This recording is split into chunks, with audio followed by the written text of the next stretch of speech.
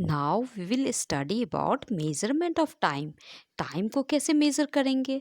जैसे हमने स्पीड को मेज़र करना सीख लिया, वैसे टाइम को भी मेज़र करना सीख लेंगे। हम लोग सिंपली, अब तुम लोग कहोगे कि हम लोग घड़ी देख लेंगे, टाइम हो गया। आप जब भी पूछेंगी तो हम लोग घड़ी देख लेंगे, फिर टाइम जो है हम लोग आपको बता देंगे। बहुत सिंपल। बट सोचो, थिंक, उस समय लोग क्या करते होंगे जब घड़ी नहीं हुआ करती थी, जब क्लॉक नहीं हुआ करते थे, घर में बिल्कुल नहीं क्लॉक होता था, पता भी नहीं था, डिस्कवर ही नहीं हुआ था, दुनिया में आया ही नहीं था, किसी को पता भी नहीं था, तब कैसे लोग करते थे?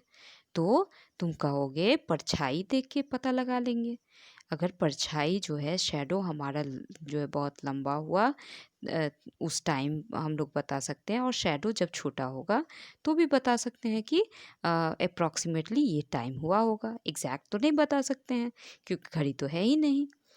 अब इमेजिन करो, बहुत पुराने दिन में चले जाओ, बहुत पुराना दिन, बहुत ओल्ड एज, बिल्कुल जब घड़ी का किसी ने नाम भी नहीं सुना था। तब कैसे लोग मेज़र करते थे? कैलेंडर था ही नहीं। तब कैसे मंथ देखते थे? और फिर उस टाइम कैसे बच्चे मंथली टेस्ट देते थे? बच्चे कैसे पीरियडिक टेस्ट देते थे? बच्चे कैसे एग्ज़ाम देते थे? क्या होता था उस टाइम में? तो अब थोड़ा सोचिए, क्या होता था?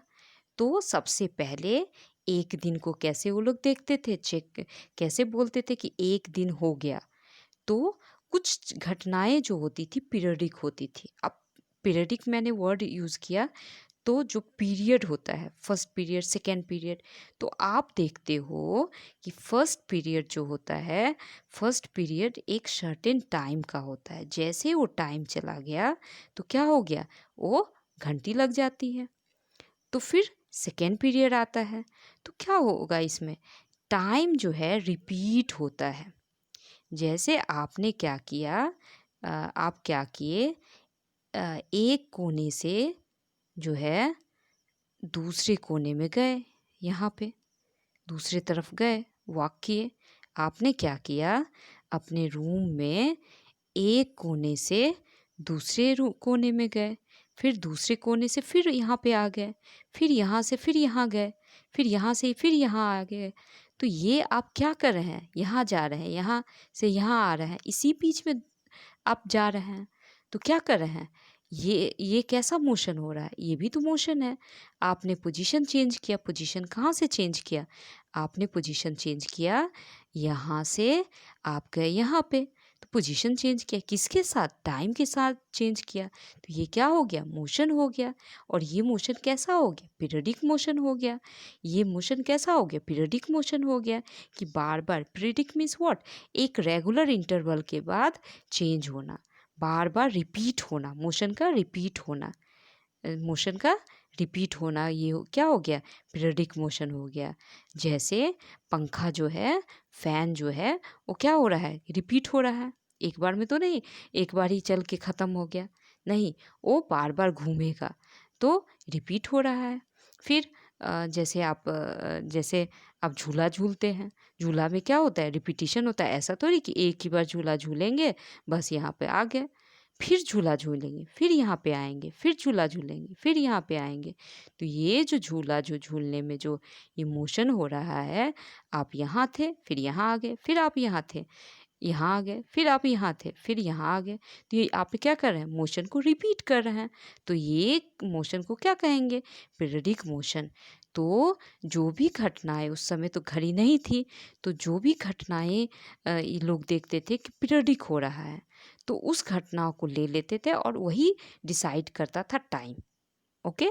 तो जैसे दिन को डिसाइड करने के लिए वो लोग क्या करते? सूर्य उदय जो होता था, एग्जैक्ट तो नहीं कर पाते थे क्योंकि एग्जैक्ट मुश्किल है, लेकिन जैसे ही सनराइज हुआ और दूसरा सनराइज होगा, जैसे आज सनराइज हुआ और उसके बाद दूसरा जो सनराइज होगा, जैसे मंडे को सनराइज हुआ, फिर ट्यूसडे को जो सनराइज होगा, तो उस बीच का जो दिन होता था, उस बीच का जो टाइम होता था, उस टाइम को वो लोग कहते थे डे। उस टाइम को क्या कहते थे? डे हो गया। जैसे आज भी तो वही फॉलो होता है, डे होता है, बट हमारे पास घड़ी है, हम लोग exact mini second, micro second, ये सब हम देख सकते हैं। बस उस टाइम में अप्रॉक्सीमेट डे, डे मान लिया गया। अब बात उठी मंथ कैसे मानेंगे, क्योंकि मंथ तो बहुत ही ज़रूरी है मानना। तो मंथ के लिए क्या देखा गया, मून को देखा गया।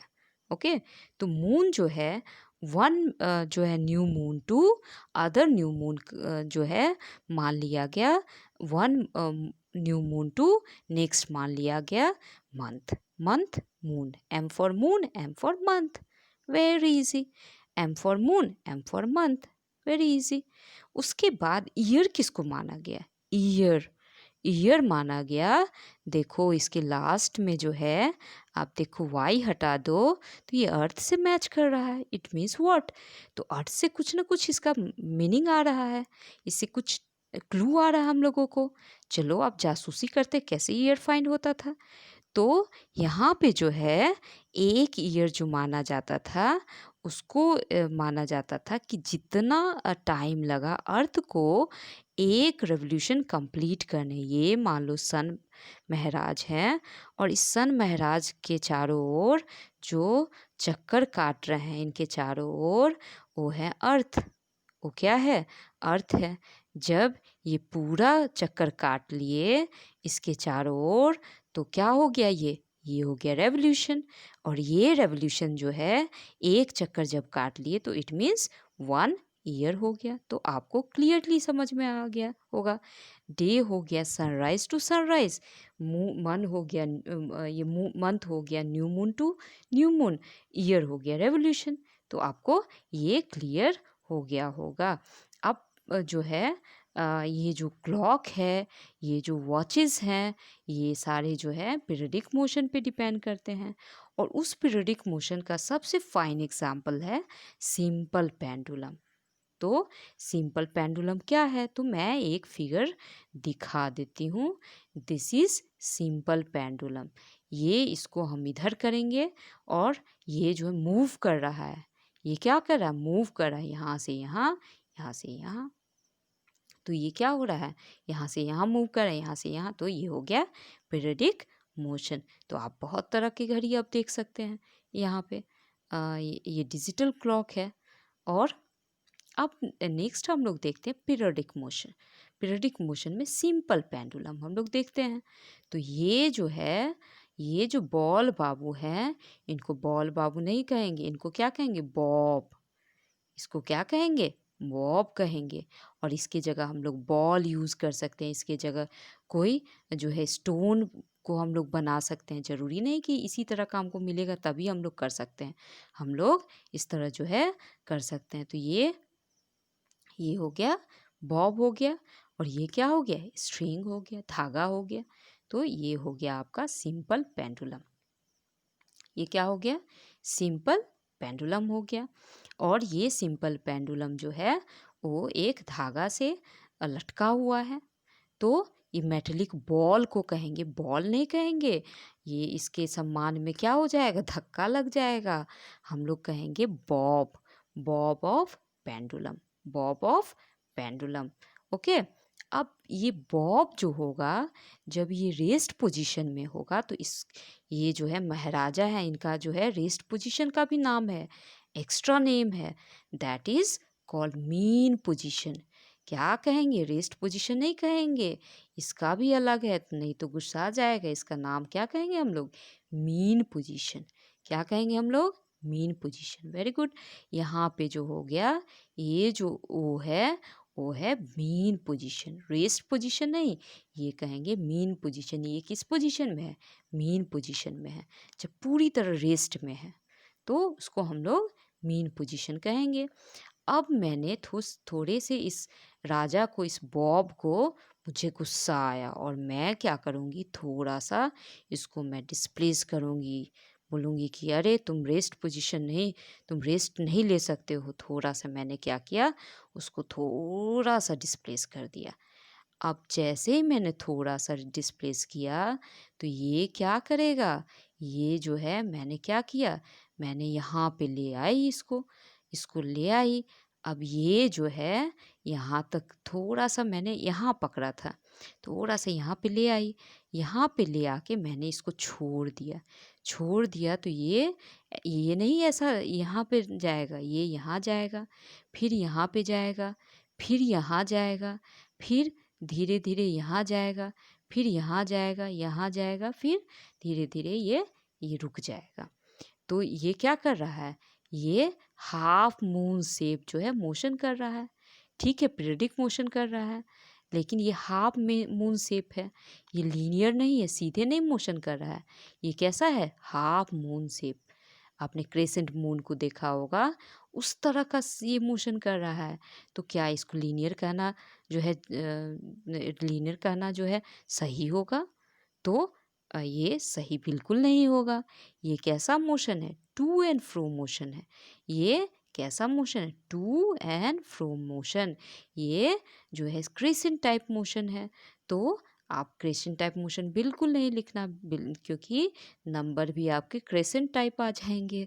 तो इसीलिए आपको लिखना है, कौन सा मोशन लिखना है, क्या लीनियर मोशन होगा?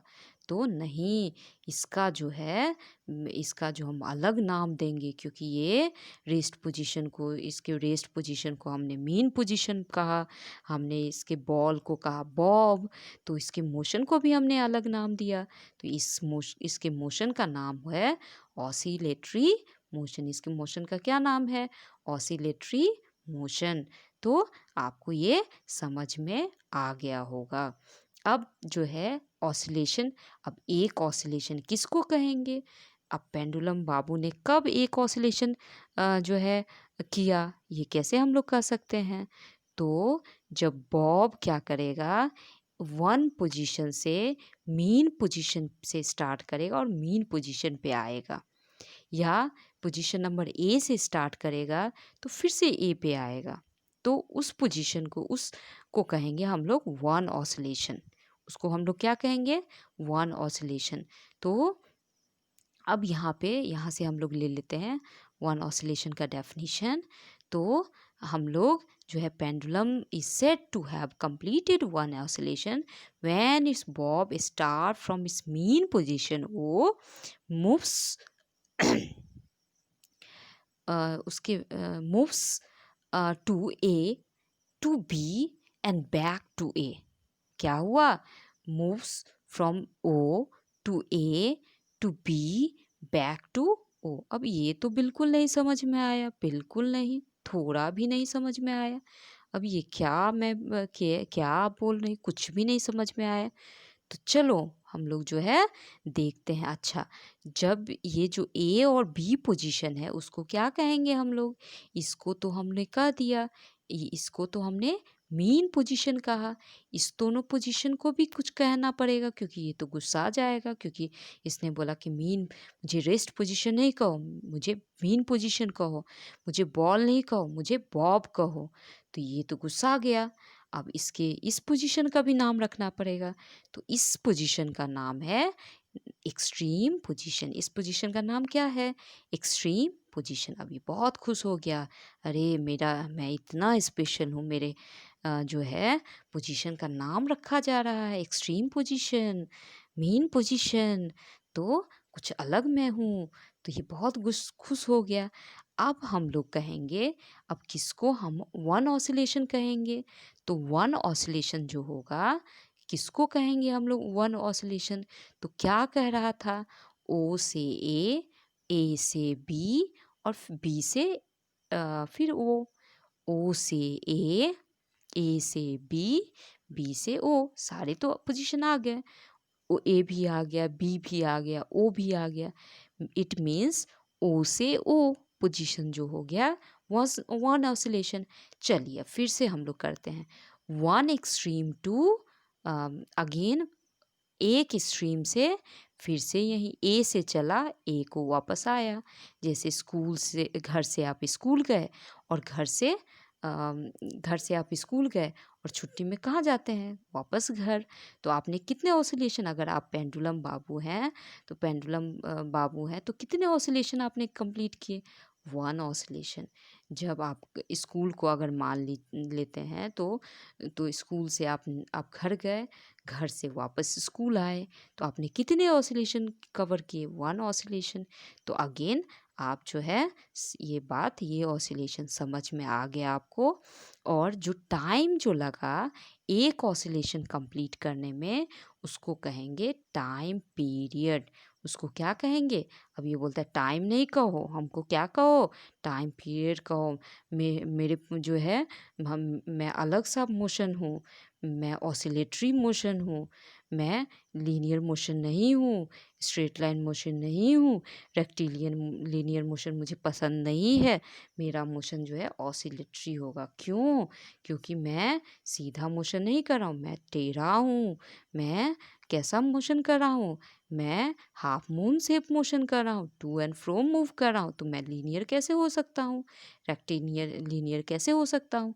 मैं तो अलग तरह का हूँ। मेरे जो मोशन होंगे वो तो ऑसिलेटरी मोशन होंगे। तो आपको ये समझ में आ गया होगा। अब वन ऑसिलेशन किसको कहेंगे? मैं जो डिस्टेंस कवर करता हूँ तो मेरे कुछ अलग होने चाहिए। मैं वन ऑसिलेशन, तुम्हें वन ऑसिलेशन कहना पड़ेगा। तो वन ऑसिलेशन का मतलब है अगर वो एक्सट्रीम पोजीशन से चलता है तो उसी एक्सट्रीम पोजीशन पे पहुंचेगा। जब वो मीन पोजीशन से चलता है तो उसी मीन पोजीशन पे पहुंचेगा, तब हम कहेंगे एक ऑसिलेशन। बिल्कुल वैसे ही जैसे ऐसा नहीं कि तुम रास्ता चेंज कर दोगे, रास्ता चेंज कर दोगे तो बिल्कुल अलग हो जाएगा। जैसे आप घर से स्कूल गए सेम रास्ता से, नॉट डिफरेंट रास्ता, और स्कूल से घर आए सेम रास्ता से, तो आपने, अगर आप कंसीडर करो आप पेंडुलम हो, तो आपने एक ऑसिलेशन कवर कर लिया। और टाइम जो लगा आपको कवर करने, तो टाइम नहीं कहो, वो जो हो जाएगा टाइम पीरियड कहो, तब मैं खुश होऊंगा। तो हो जाएगा टाइम पीरियड। तो ये आपको बहुत अच्छे से समझ में। नाउ अब हम लोग टाइम पीरियड कैसे निकालेंगे? तो टाइम पीरियड निकालने का बहुत ही आसान तरीका है, बहुत ही आसान है ये। तो इसमें क्या करेंगे कि जैसे टाइम जो है 20 ऑसिलेशन करवाने में, जैसे मान लिया कि आपने क्या करवाया, 20 ऑसिलेशन करवाया, और जो स्टॉप वॉच था, हम लोग क्या करेंगे, क्योंकि ऑसिलेशन, एक ऑसिलेशन पता लगाना तो बहुत ही मुश्किल है, क्योंकि वो जैसे ही एक ऑसिलेशन बहुत ही फ्रैक्शन ऑफ सेकेंड में करेगा। तो हम क्या करते हैं, हमने क्या किया, स्टॉप वॉच लगा लिया, या हमने क्या किया, मोबाइल से जो स्टॉप वॉच होता है उसको लगा दिया, और बार बार हम फिर क्या करते हैं, ऑसिलेशन करवाते हैं, थोड़ा सा डिस्प्लेस कर देते हैं। तो थोड़ा सा अगर डिस्प्लेसमेंट होता है, चेंज होता है, तो नो प्रॉब्लम, कोई ज़्यादा प्रॉब्लम होने की बात नहीं है। तो ऑसिलेशन जो है, अब हमने स्टॉप वॉच लगाया और हमने 20 जो है कितने सेकेंड का लगाया है, 42 सेकेंड का स्टॉप वॉच लगाया है। तो 42 सेकेंड में जो है हमें 42 सेकेंड जैसे ही होगा, उसके बाद जो है स्टॉप वॉच बंद हो जाएगा। उस टाइम में हम जो है एकदम आँख करा के बैठेंगे और ऑसिलेशन काउंट करेंगे। आपको तो पता ही है ऑसिलेशन क्या होता है। एक ऑसिलेशन, जैसे आप घर से स्कूल गए, स्कूल से घर आए, वापस जो घर आए उसी पॉइंट पे आए, वहीं पे आए, उसी रास्ता से आए, तो एक ऑसिलेशन। तो उसी तरह एक मीन से उसी मीन पे, जैसे ए से अगर कोई ऑसिलेट करता है तो ए पे अगर आता है तो दिस इज़ वन ऑसिलेशन। अगर बी से स्टार्ट करेंगे तो बी पे आएगा तो दैट इज़ वन ऑसिलेशन। अगर ओ पे स्टार्ट किया और ओ पे आया तो दैट इज़ वन ऑसिलेशन। तो एक ऑसिलेशन तो पूरा एकदम अच्छे से क्लियर हो गया होगा। तो हम फिर जो है, क्योंकि अच्छे से क्लियर नहीं होगा तो फिर काउंट कैसे करोगे, नहीं करोगे अच्छे से तो फिर टाइम पीरियड सही कैसे निकलेगा। तो काउंट करना अच्छे से बहुत ही ज़रूरी है। तो यहाँ पे देखो कि ये जो है 42 सेकेंड है, ये कितने हैं, 42 सेकेंड है। अब टाइम और कितने ऑसिलेशन, स्टॉप वॉच जो 42 सेकेंड के बाद रुक गया, कितने ऑसिलेशन हुए थे तुम्हारे, 20 ऑसिलेशन हुए थे। तो अब ये कैसे बनाएंगे, कैसे ये सम करेंगे, कैसे मैथमेटिक्स करेंगे, इसका कैलकुलेशन करेंगे। तो डिवाइडेड बाय 20, दिस इज़ कितना आ गया, ये 22.1 टाइम पीरियड हो गया। तो हमने क्या किया, जो टाइम था उसको हमने डिवाइड किया ऑसिलेशन से। तो ये क्या हो गया 2.1, और जो भी चीज़ आएगा that is called time period, उसको क्या कहेंगे टाइम पीरियड। तो टाइम पीरियड में केवल टाइम ही नहीं आया, टाइम पीरियड में ऑसिलेशन भी आया, तो इसीलिए टाइम पीरियड और टाइम में अलग हो गया। इसमें आप देखो टाइम, अगर टाइम पीरियड टाइम रहता तो क्या होता कि हम बस इसको देखते, लेकिन यहाँ पे तो हमको इसको भी देखना, ऑसिलेशन को भी देखना है, तो कभी भी कंफ्यूज नहीं करना है। टाइम पीरियड का जो है अगर दिया रहेगा आपको तो time divided by oscillation, it means जो स्टॉप वॉच हमने लिया है कब तक का लिया है, कब तक हमने टाइम सेट किया है, वो टाइम डिवाइडेड बाय उस टाइम में कितने बार जो है ऑसिलेशन। तो हमने क्या देखा, हमने जो है देखा कि जितने टाइम होंगे उसको हमने 20 से नंबर ऑफ ऑसिलेशन से डिवाइड कर दिया और ये आया 2.1। तो ये क्लियर हो गया होगा।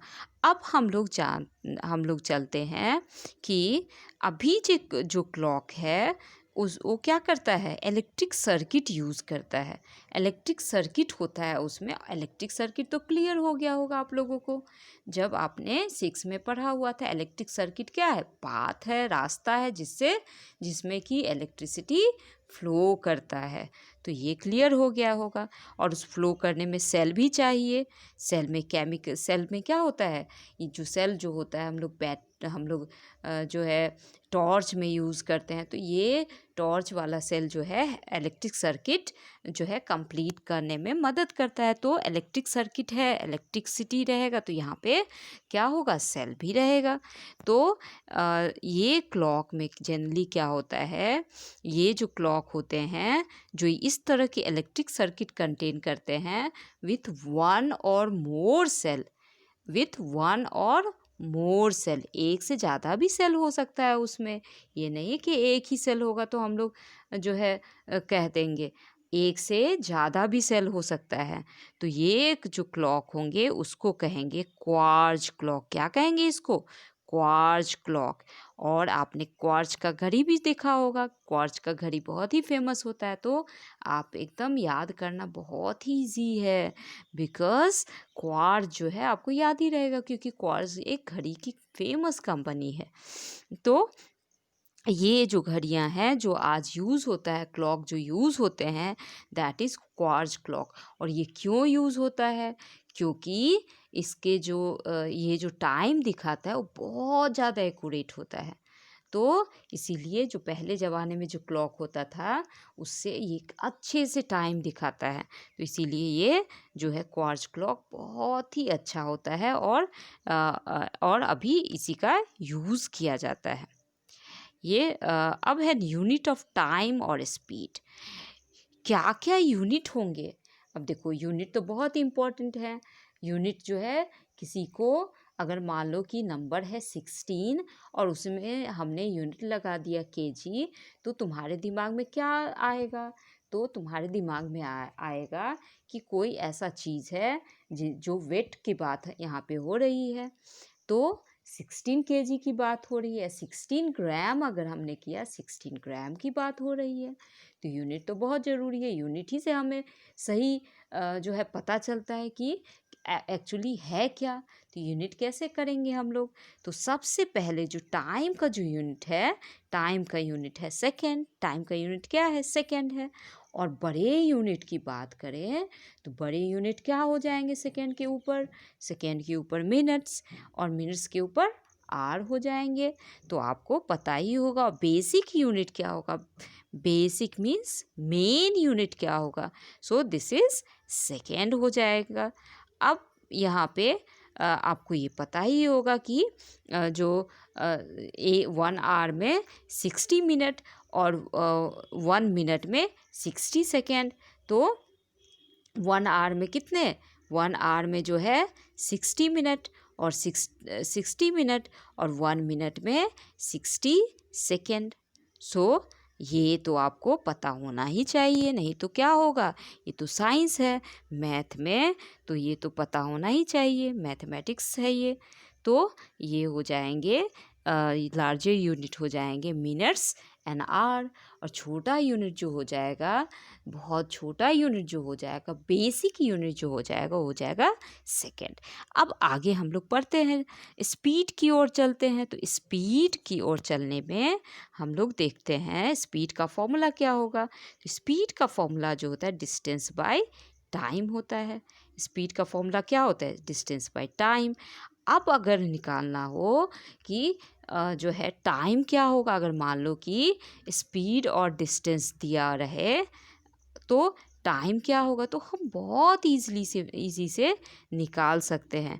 हम क्या करेंगे, टाइम को इस साइड बोलेंगे, टाइम तुम इस साइड जाओ, और स्पीड को इसके जगह पे जिसका जिसका वैल्यू हमें निकालना रहेगा उसको हम लोग क्या कर देंगे, हम लोग जो है इधर भेज देंगे। देखो फिर से मैं करती हूँ, speed is equal to distance divided by time. तो जो मैंने रेड से लिखा है, जिसका भी हमको निकालना रहेगा तो उस साइड में जिस चीज़ का निकालना है उसको उस साइड में रखना पड़ेगा। जैसे अगर तुम्हें जो है स्पीड दिया है और डिस्टेंस दिया है, तुमको टाइम निकालना है। If you have to find time आपको निकालना है, तब क्या करोगे? तब तो बोलोगे अरे मुझे तो पता था डिस्टेंस और टाइम से स्पीड निकालना, अब मैं क्या करूं?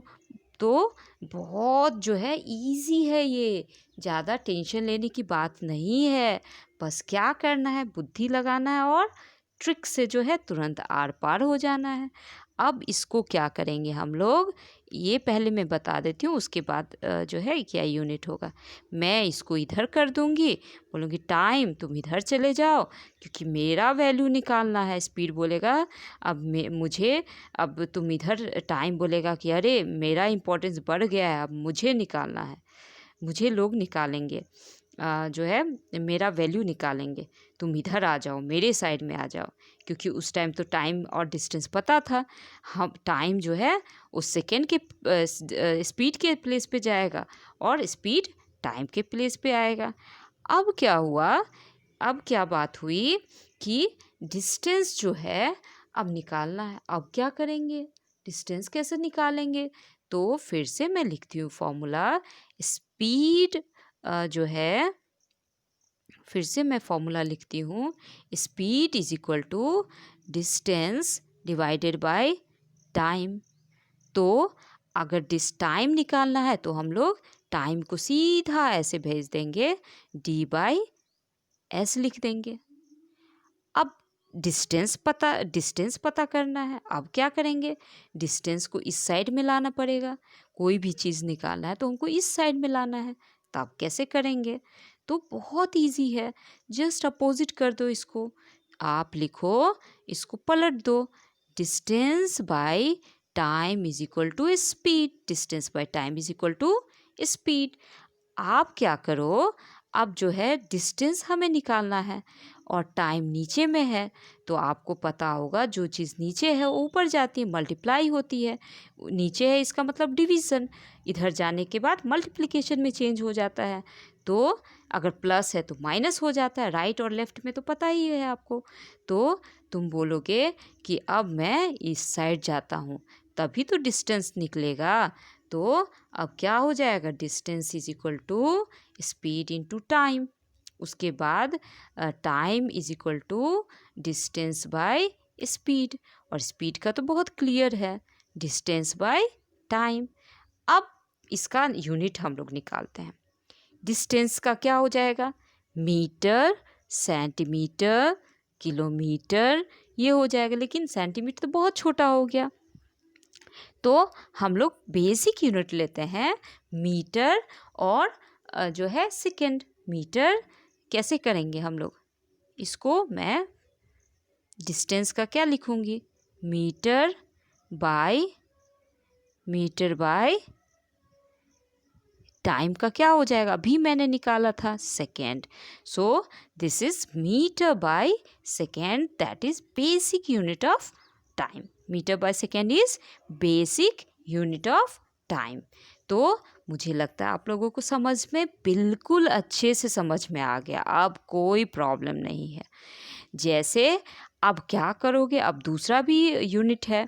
जैसे टाइम का तो सेकेंड है, अभी अब आपने जो है पढ़ा कि ये टाइम का तो बेसिक यूनिट सेकेंड है, और बड़े बड़े जो यूनिट है, जो बड़े बड़े जो हैं वो मिनट और आर है।